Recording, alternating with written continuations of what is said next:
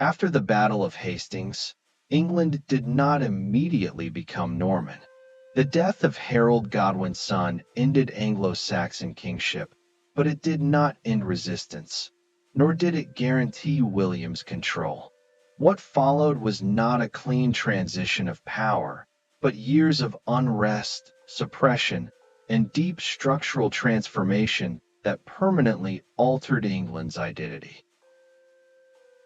William advanced cautiously toward London, understanding that conquest required more than battlefield victory.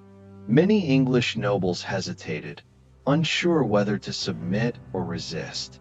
Some hoped to negotiate, others prepared to fight.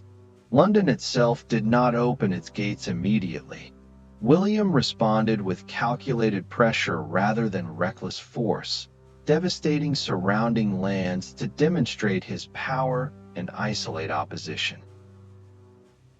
By Christmas Day of 1066, William was crowned King of England.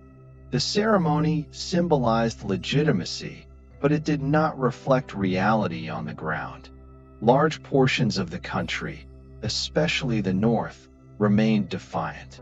England entered a period of sustained instability, marked by revolts, foreign threats, and brutal reprisals. Between 1067 and 1071, rebellion erupted repeatedly. Anglo-Saxon leaders attempted to restore native rule, sometimes with support from Denmark and other Scandinavian powers. These uprisings were strongest in the north, where loyalty to the old ruling class remained firm and Norman authority was weakest. William's response culminated in one of the most devastating episodes in English history, the harrying of the North. Entire regions were systematically destroyed. Villages were burned, crops ruined, livestock killed. The goal was not temporary punishment, but permanent control. The devastation caused famine, displacement, and long-term demographic collapse. Even Norman chroniclers described the scale of destruction with unease. By the early 1070s, organized resistance was broken. England was subdued not just militarily, but psychologically. William had secured the kingdom, but at enormous human cost. With control established, Norman rule reshaped England at every level of society. The old Anglo-Saxon elite was almost entirely removed. Land was confiscated and redistributed to Norman lords, creating a new ruling class loyal to the king. By the end of William's reign, only a handful of major landholders were English-born. This redistribution of land formed the foundation of a feudal system more rigid and centralized than anything England had previously known. Loyalty was tied directly to land grants. Power flowed downward from the king, binding nobles, knights, and tenants into a hierarchy enforced by military obligation. Castles became the most visible symbol of this new order. Unlike earlier fortifications, Norman castles were instruments of domination. They controlled trade routes, towns, and countryside alike. Their presence reminded the population that authority was no longer negotiated through tradition, but imposed through force. Administration also evolved. Rather than dismantling existing systems, the Normans adapted them. Anglo-Saxon practices of taxation and record-keeping were preserved and expanded. The result was one of the most centralized governments in medieval Europe. This administrative mindset reached its peak with the creation of the Domesday Book in 1086.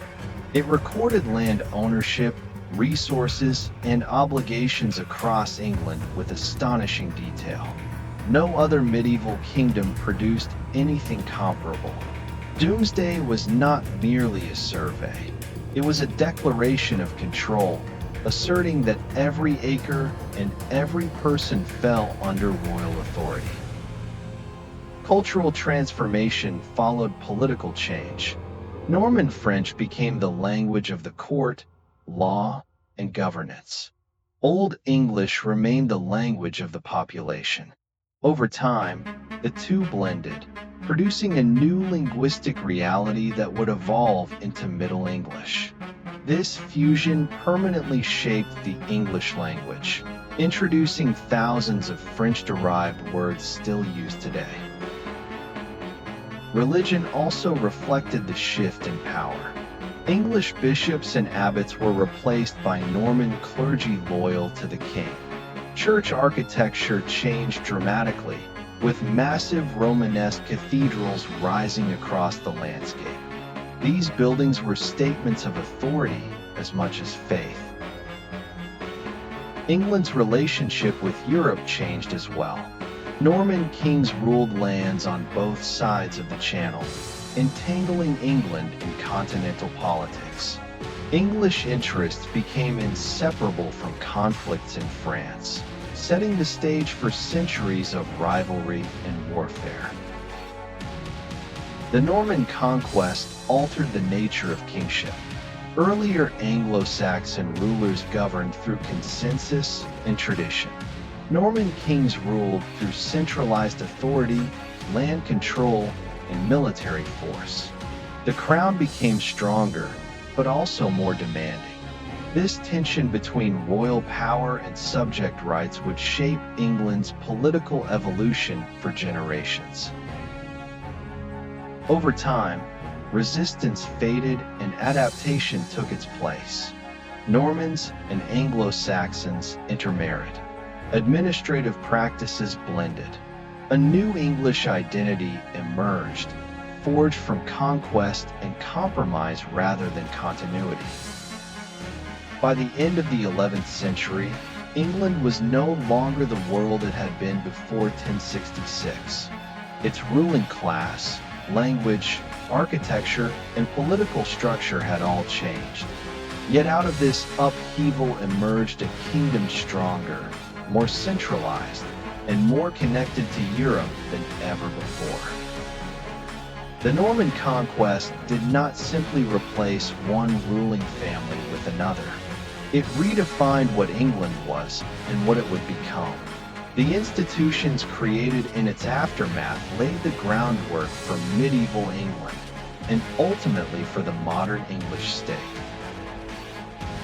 The story that began with Roman Britain reached its conclusion here. Across centuries, England had been shaped by invasion, collapse, settlement, and reinvention. The Norman Conquest was the final transformation, the moment when England fully emerged as a new political and cultural entity. This was not the end of England's story, but the end of its birth.